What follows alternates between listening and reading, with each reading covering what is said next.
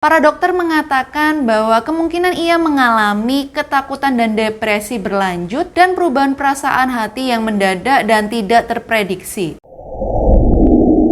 Halo meres-meresku, kembali lagi bersama aku Devi. Apa kabar kalian semua? Aku harap semuanya sehat-sehat aja dimanapun kalian berada. Di video kali ini aku akan menemani kalian dengan cerita kehidupan hingga kematian salah satu artis, penyanyi dan model dewasa paling fenomenal. Bahkan seharusnya semua orang di dunia kenal dengan sosok ini. Siapa lagi kalau bukan Marilyn Monroe. Kita langsung aja membahas tentang cerita kehidupan Marilyn Monroe. Ibu Marilyn yaitu Gladys Brubaker atau yang biasa disebut Née Monroe berasal dari keluarga barat tengah miskin yang bermigrasi ke California. Pada usianya ke-15 tahun, Gladys ibu Monroe menikah dengan John Newton Baker, seorang pria abusif yang 9 tahun lebih tua darinya. Dari pernikahan ini, dia dikaruniai 2 anak yang bernama Robert yang lahir di tahun 1917 dan Bernice yang lahir di tahun 1919. Pada tahun 1923, Gladys berhasil mengajukan gugatan cerai dan mendapatkan hak asuh tunggal atas 2 anak tersebut. Kemudian pada tahun 1924, 1 tahun setelah perceraian dengan suaminya yang pertama, dia menikah kembali dengan Martin Edward Mortense, tetapi akhirnya mereka berpisah beberapa bulan kemudian dan bercerai secara resmi di tahun 1928. Dari pernikahan itulah lahir Norma Jeanne Mortense atau yang lebih kita kenal dengan Marilyn Monroe pada 1 Juni 1926 di Los Angeles County Hospital, California.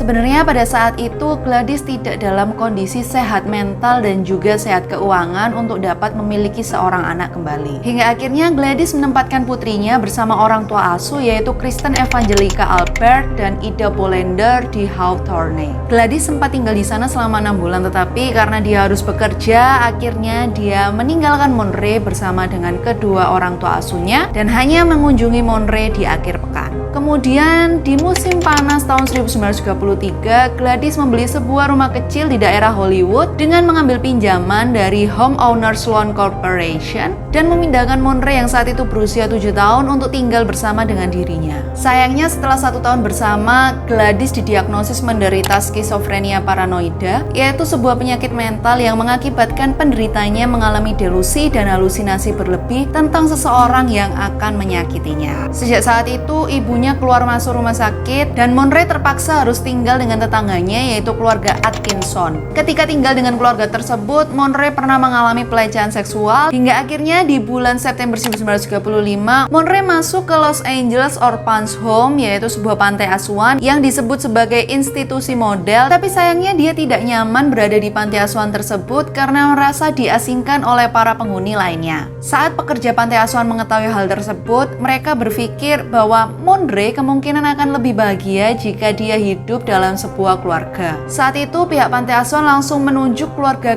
Grace Goddard sebagai wali hukumnya pada tahun 1936. Tapi keluarga ini tidak membawa Monroe keluar dari pantai asuhan sampai musim panas di tahun 1937. Monroe tidak tinggal lama dengan keluarga asuhnya ini karena Edwin Goddard, suami Grace, melecehkan Monroe. Lalu Grace memutuskan Monroe untuk tinggal bersama dengan bibi Grace yaitu Anna Lower di South Tyle pada September 1938 dikarenakan masalah kesehatan dari bibi Grace. Akhirnya di awal tahun 1941, Monroe diharuskan untuk tinggal bersama keluarga Goddard yang berada di Venus. 1 tahun setelahnya, tepatnya pada tahun 1942, perusahaan yang mempekerjakan Erwin Goddard memindahkannya ke Virginia Barat. Saat itu, Undang-Undang Perlindungan Anak California mencegah keluarga Goddard untuk membawa Monroe keluar dari negara bagian tersebut. Akhirnya diputuskanlah Monroe harus dikembalikan ke pantai asuhan, tetapi Monroe menolak dan sebagai solusi dari masalah ini, akhirnya keluarga tersebut menyarankan Monroe untuk menikahi putra tetangga mereka yang berusia 21 tahun, yaitu James Dougherty, seorang pekerja pabrik. Pernikahan mereka berlangsung pada tanggal 19 Juni 1942, tepat setelah ulang tahun Monroe yang ke-16. Tahun 1944 merupakan awal karir Monroe setelah dia bertemu dengan fotografer David Conover. Tetapi karirnya tidak didukung oleh suaminya sehingga dia bercerai dengan suaminya pada bulan bulan September 1946. Singkat cerita, dia terkenal sejak memainkan karakter komedi Blonde Bombshell. Ia juga menjadi salah satu simbol seks terpopuler pada tahun 1950-an dan awal 1960-an dan menjadi kiblat perubahan pandangan terhadap seksualitas pada era tersebut. Monroe juga pernah terlibat kasus skandal foto telanjang di tahun 1952. Kemudian di tanggal 14 Januari 1954, dia melakukan pernikahannya yang kedua dengan Joe DiMaggio, dan di tahun yang sama pada bulan September, Monroe memulai syuting film komedinya yang berjudul Billy Wilder The 7-Year Itch yang menghasilkan foto yang masih sangat otentik sampai sekarang, yaitu memegang rok yang sedang ditiup angin. Kemudian di bulan Oktober 1954, Monroe mengajukan gugatan cerai setelah hanya 9 bulan menikah dengan Joe DiMaggio dikarenakan adanya dugaan KDRT. Di tahun 1955,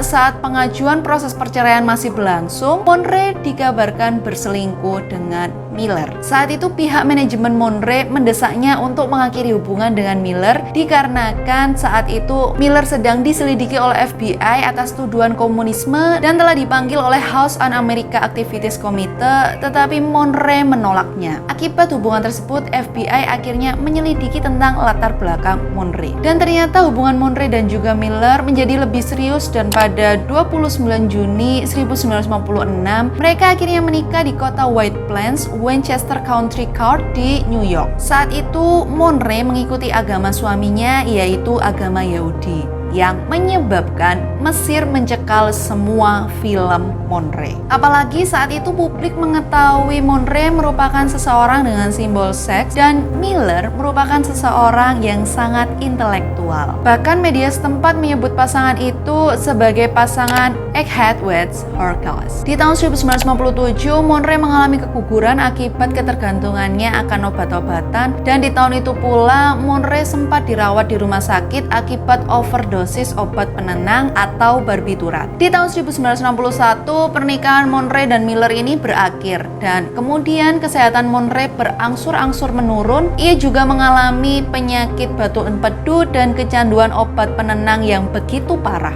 Ia juga sempat menghabiskan waktu selama 4 minggu di rumah sakit karena depresi berat. Tapi bahkan setelah kejadian ini pun, Monroe dikabarkan masih terlibat asmara dengan beberapa pria.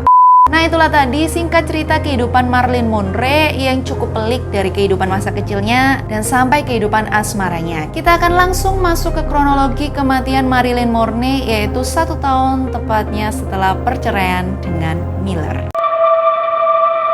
5 Agustus 1962 pukul 3 dini hari, Murray, penjaga rumah Monroe di Barton Wood, melihat cahaya lampu yang masih menyala dari kamar Monroe. Dia merasa hal itu adalah aneh sehingga dia berinisiatif untuk mengetuk kamar Monroe, tetapi tidak ada jawaban dari Monroe. Dia juga sempat mencoba untuk membuka pintu kamar Monroe, tetapi ternyata pintu kamarnya dikunci. Hingga akhirnya dia menghubungi psikiatris Monroe, yaitu Dr.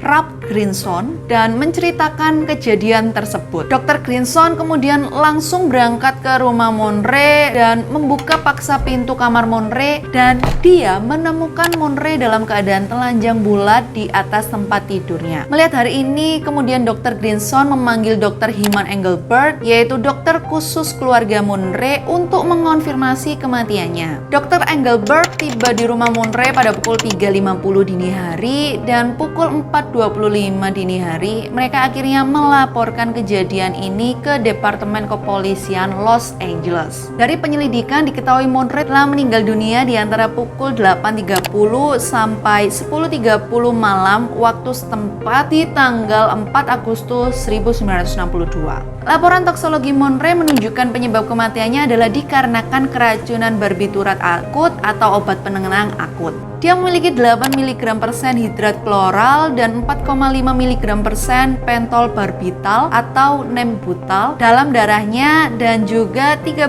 mg% pentolbarbita di dalam hatinya. Aku salah nggak sih ngomongnya miligram persen? Kalau salah coba kalian benerin di komen bawah ya.